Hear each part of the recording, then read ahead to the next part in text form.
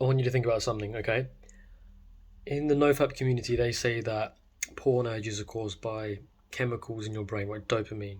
When you watch porn, that causes the urges because it causes the flood of dopamine, and your brain remembers that for next time by storing it in delta phos B, and that creates the addiction. It creates these urges, right? That's a nofap story.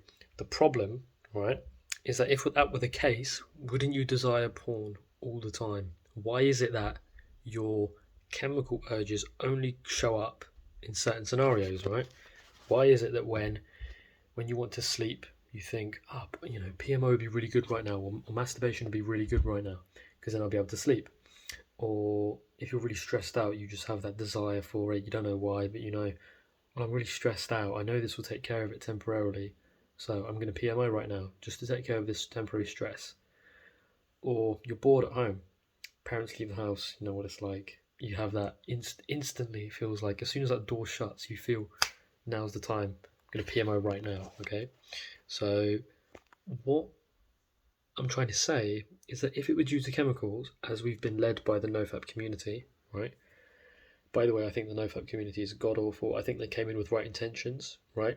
Their intention was to help people with PMO, but unfortunately, they have essentially taken off where AA Alcoholics Anonymous left. What I mean by that is that this is a bit of a side tangent, but Alcoholics Anonymous was the original scam to hook people. It's terrible because they take advantage of vulnerable people, right? If somebody has a problem with drugs or alcohol in the case of Alcoholics Anonymous, they would convince them that they have a disease, a brain disease, right? And guess what? When you convince someone that they have a disease, you can sell them a solution. It's the oldest trick in the book when it comes to the medical field, right? You convince someone that they've got a problem, a very painful problem, and therefore, because they're convinced they have the problem, they're now heavily motivated towards a solution because they literally believe they've got a problem, and therefore, when you propose the solution to them, they're all ears and they get their wallet out and they pay, right? Oldest trick in the book.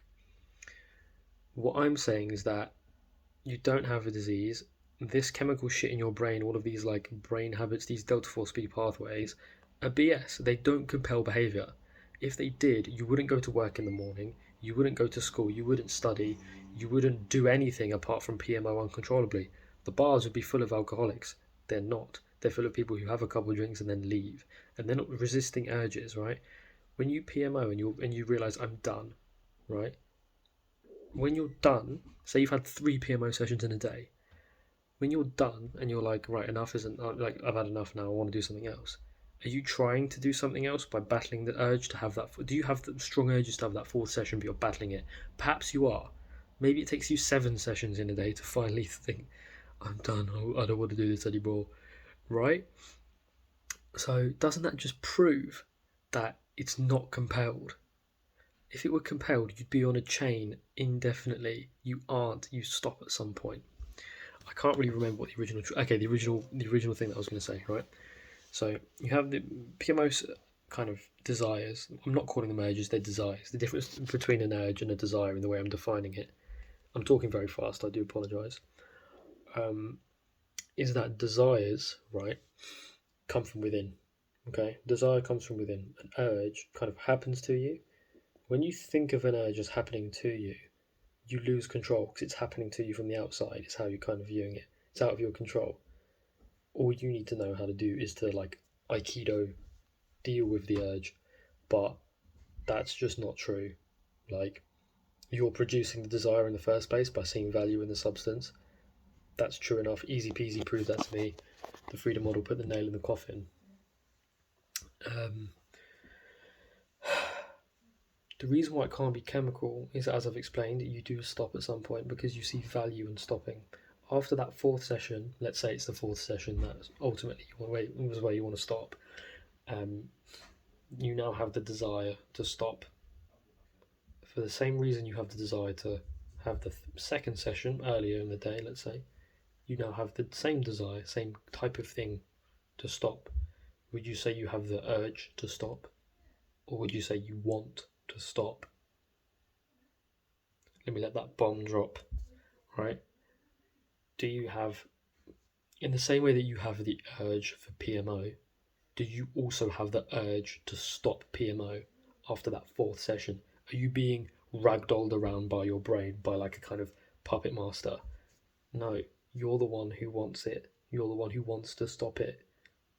All you have to do, and I think an underlying thing under all of it that's driving you is your belief, your perception.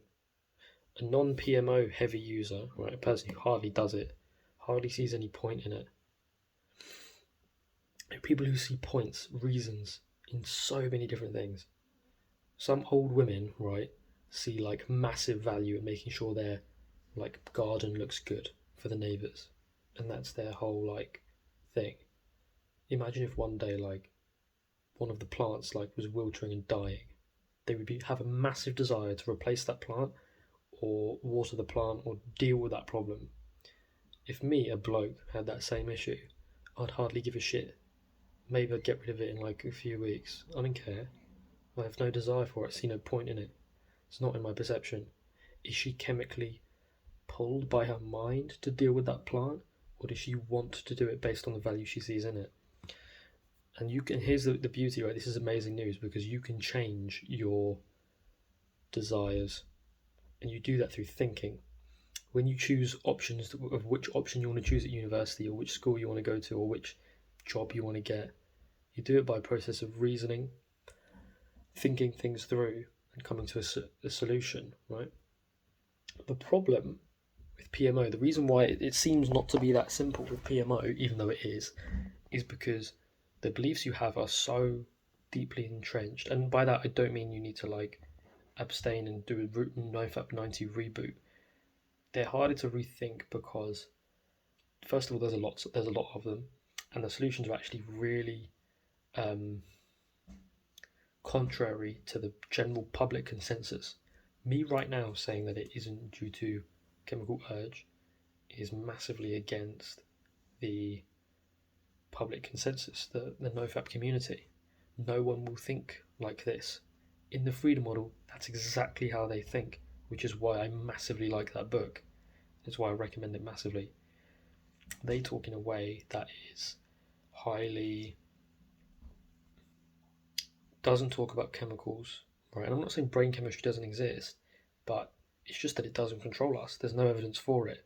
There's no evidence that habit loops control us. They don't. They don't. What does? We have beliefs. It's not coming from the outside. You see value in point. Imagine if you didn't see that PMO helped you sleep or that PMO helped you with stress. You wouldn't do it. You wouldn't be driven towards it. You wouldn't. Do you see that? As I said, the solution to this is somewhat complicated because the reasons why people use PMO, pleasure, stress relief, typical ones, are it's difficult to explain, and I'm in the process of building a huge essentially database on how to explain it to people. This is going to take time, and it is taking time, and I don't want to get anything wrong, so I'm holding the gun on making a vid about that. But otherwise, you can see where I'm coming from. You're probably thinking what I'm saying is making a lot of sense. Read the freedom model, read it, the whole thing, and then after you've read it, message me on Telegram with anything that you don't understand, and we'll go through it. I've said in my last videos like, oh, message me on Telegram, I'll help you for free, which is true. But the thing is, if you haven't read the freedom model, there's not much point in messaging me until you've read it, or at least read a good amount of it. Because I'm just going to basically be parroting exactly what it says in there. And so you might as well go to the horse's mouth, right? You might as well go to the freedom model book. You can get it for free. I'll link in the description. You can get it for free off their website. Use the code freedom100 and it goes from like $16 down to $0 or something. So you can get it for free. The ebook version. So you have to download an ebook reader on your laptop and you can open up the .mobi, or is it PDF? I don't know. Or if you download the .mobi, you can go on Mobi to PDF online converter, convert it, and then you'll have it. So, yeah, that's the vid. Hope that's changed your mind a little bit. That's it.